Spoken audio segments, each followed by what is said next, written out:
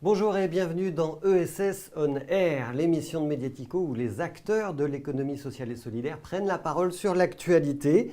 C'est un vendredi sur deux à 10h et c'est en direct sur notre chaîne YouTube. Et d'ailleurs, vous devez normalement pouvoir commencer à réagir dès maintenant.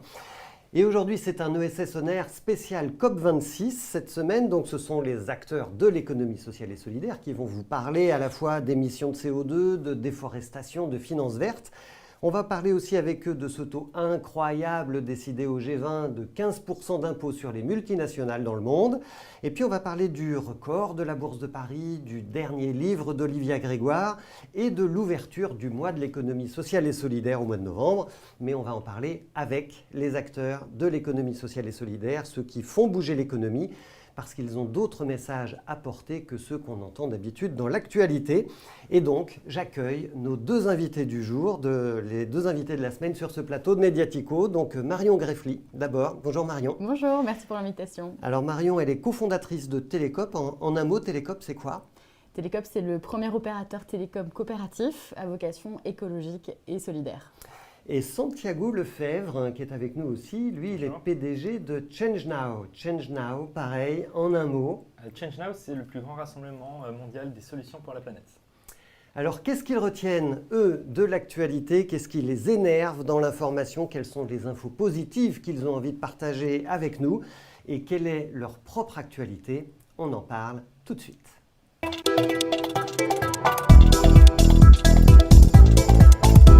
La COP26, c'est 15 jours de sommet international à Glasgow, en Écosse. C'est le grand rendez-vous gravé dans le marbre 5 ans après la COP21. La COP21, rappelez-vous, où 180 États avaient décidé de signer les accords de Paris. C'était donc en 2015. Et ils avaient décidé de réduire leurs émissions de CO2 pour limiter le réchauffement de la planète à 1,5 degré. Sauf que les émissions mondiales de CO2 qui avaient baissé l'année dernière du fait du Covid, eh bien, elles repartent à la hausse de presque 5% cette année. Et elles vont retrouver leur niveau d'avant-crise, autrement dit, aucun progrès. Eh bien, moi, j'ai envie de savoir ce qu'en pensent les acteurs de l'économie sociale et solidaire. Est-ce que ça vous inquiète tous les deux ?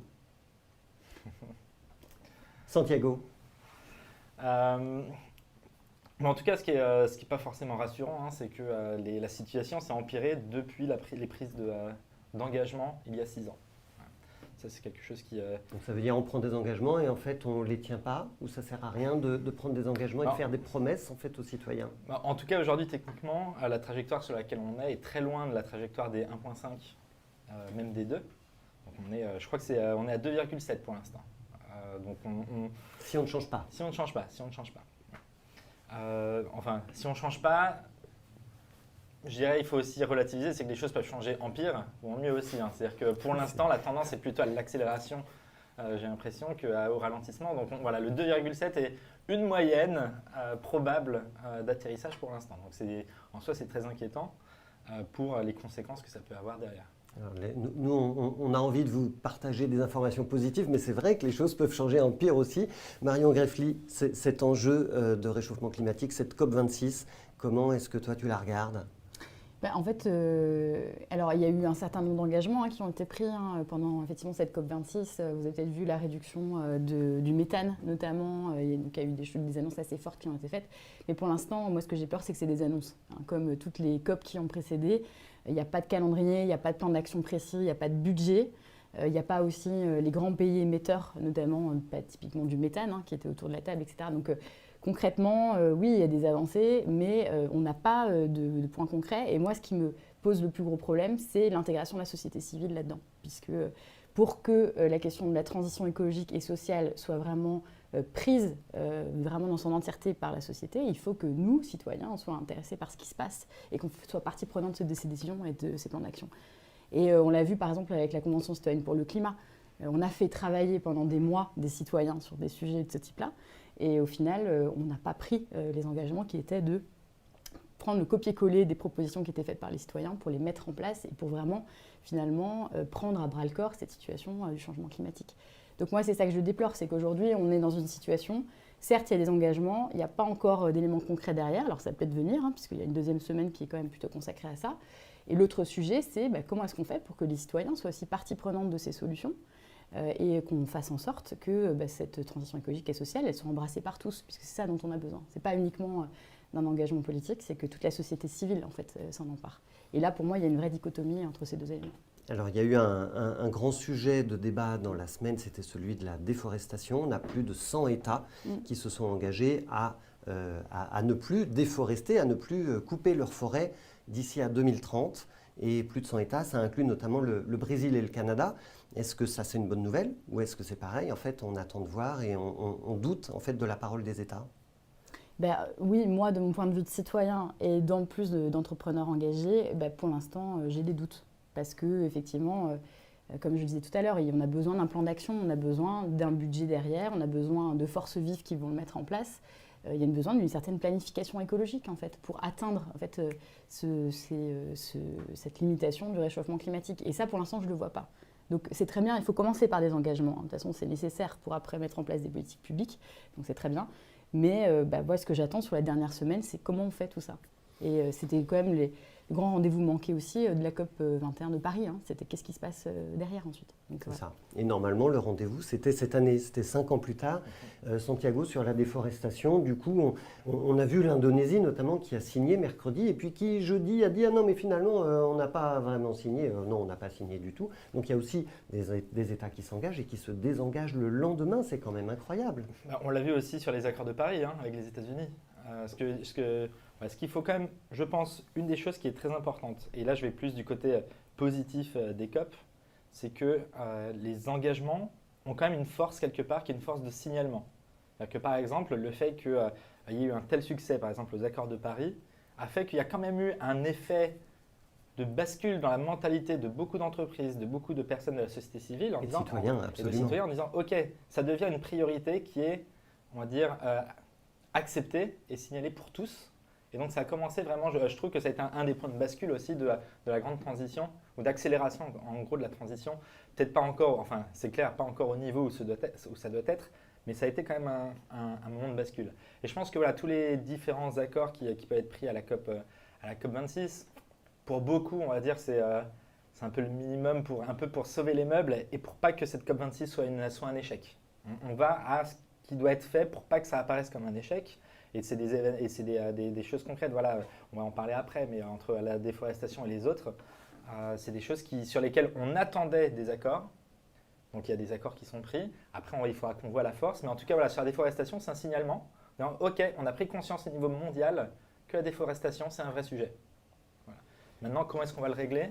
On ne sait pas encore spécifié. Et surtout, ça laisse encore 8 ans de déforestation massive. C'est ça. Et ça, c'est inquiétant aussi. C'est ça, c'est qu'en fait, les engagements, ils sont pris, mais ils sont reportés. Donc, en réalité, on se dit, mais quand est-ce qu'on va entrer dans le dur du sujet? Il y a un chiffre très impressionnant qui a été annoncé hier, c'est celui de la finance. La finance, elle dit qu'elle va mobiliser 130 000 milliards d'investissements d'ici 2050 pour aller vers une économie neutre en carbone. Alors, c'est très impressionnant. Mais là, c'est pareil, on est sur l'échelle 2050. Et Santiago, vous, quand vous organisez Change Now avec ton équipe, ce que vous dites, c'est en fait, on veut faire participer les entreprises, la société civile, les ONG, et donc la finance, elle est là aussi. Qu'est-ce qu'elle dit, la finance, à Change Now? Alors, oui, en soi, Change Now a été créé en partie suite à ma visite à la COP 21, où là-bas, il y avait en effet d'un côté les citoyens qui étaient présents et qui étaient en train de mettre la pression sur les gouvernements, et il y avait les gouvernements. Et par contre, il y avait un grand absent qui était le secteur privé, les entrepreneurs, les entreprises, les solutions concrètes. Donc c'est de là qu'est venue l'idée de dire, ok, il faut vraiment qu'on fédère et qu'on rassemble au maximum le secteur privé pour faire la transition. Donc ça, c'est, je pense que Enfin voilà, donc nous on parle avec tous les types tous les membres de l'économie, ouais, dont la finance. Et là, la finance, nous, on l'a senti aussi à plusieurs niveaux. Pour l'instant, je dirais sur la finance, qui est peut-être pas la même que celle qui a pris ses engagements. Nous, on parle beaucoup avec des investisseurs type VC, investisseurs directement dans Venture capital. Ouais, c'est ça, les venture capitalistes. Il y a clairement eu une bascule, c'est-à-dire que la première édition, on avait réussi uniquement à avoir des personnes qui faisaient clairement de l'impact investing dès le début. Et au fur et à mesure des années, on a réussi à faire que tous les VC classiques soient présents et soient vraiment intéressés pour mettre des billes dans le secteur de l'impact. Et en même temps, les ONG disent, c'est pas parce que la finance dit aujourd'hui qu'elle va consacrer 130 000 milliards de dollars à décarboner l'économie qu'on va cesser d'investir dans les hydrocarbures, dans les énergies fossiles. Donc il y a un vrai paradoxe en fait. Il y a un paradoxe. En fait, ce qu'il faut avoir en tête, c'est qu'il y a une règle historique qui est celle de l'empilement. C'est-à-dire qu'à chaque fois qu'il y a une nouvelle source d'énergie, elle n'est pas venue remplacer une ancienne. C'est-à-dire qu'il y a eu le charbon, puis il y a eu le gaz, il y a eu le pétrole, il y a eu tout s'est empilé. Et là, pour l'instant, les énergies renouvelables viennent en plus de tout le reste. Voilà. Ce qu'il faudrait, c'est vraiment voir comment est-ce qu'on fait soit des financements, soit des législations qui viennent dire que lorsqu'on enlève, enfin, ou vraiment c'est du remplacement et que ce soit légiféré peut-être à ce niveau-là. Marion, du coup, alors Télécope, je ne sais pas si Télécope s'intéresse de près à la déforestation et à l'investissement de la finance dans la décarbonation de l'économie, mais en vrai, ça fait partie du fond de la réflexion que vous avez chez Télécope. Et on entend bien sur cette question de la finance que les ONG, elles crient au greenwashing de la finance en disant non mais ok, 130 000 milliards, mais c'est qu'un chiffre. Et en réalité, nous, ce qu'on attend, c'est du concret. Donc il y a des paroles et des paroles et des paroles, et en vrai, il n'y a pas d'acte. En fait, je pense que le point clé qu'on voit avec ces énormes plans d'investissement, c'est qu'en fait, on cherche à régler le problème avec l'économie telle qu'elle existe aujourd'hui. Donc en fait, on se dit qu'on va trouver des patchs pour réorganiser un petit peu ou réorienter un peu l'économie de la façon dont elle est organisée aujourd'hui. Il y a quand même un constat, c'est que l'économie capitaliste telle qu'elle existe aujourd'hui, elle est responsable de ce réchauffement climatique. Donc en fait, quand on se dit on va simplement investir des milliards de dollars sur ce qui existe déjà, sur un système tel qu'il existe déjà, moi je pense que c'est une erreur. Parce qu'en fait, on ne se donne pas les moyens de réinventer quelque chose qui soit vraiment au service du vivant, au service des humains, puisque là, on est en train simplement d'essayer de mettre de la pommade. Et c'est ça qui me pose problème. Et dans ce contexte-là, on pourra mettre des centaines de milliards de dollars, on ne réglera pas le souci. Puisque de base, quand on est dans un modèle où les entreprises sont uniquement encouragées à faire du profit, puisque ça fait partie de leur statut, et que c'est très difficile, et on l'a vu dans le cas de Danone typiquement, c'est très difficile d'intégrer dans le statut des grandes entreprises un objet environnemental, un objet social. C'est très compliqué de par même la structure juridique de ces entreprises. Quand on donne plus d'argent à des entreprises dont l'objectif est de faire du profit, j'ai du mal à comprendre comment est-ce qu'on va pouvoir régler les enjeux climatiques et les enjeux sociaux, parce que fin du monde n'ira pas sans fin du mois. Enfin, c'est clair, c'est très corrélé tout ça. Donc ça, pour moi, c'est un enjeu clé. Donc c'est très bien que la finance prenne conscience de la chose. Moi, la question que je me pose, c'est est-ce qu'elle a vraiment pris conscience de la chose, ou est-ce qu'il y a vraiment une volonté de se réinventer, ou est-ce qu'on est juste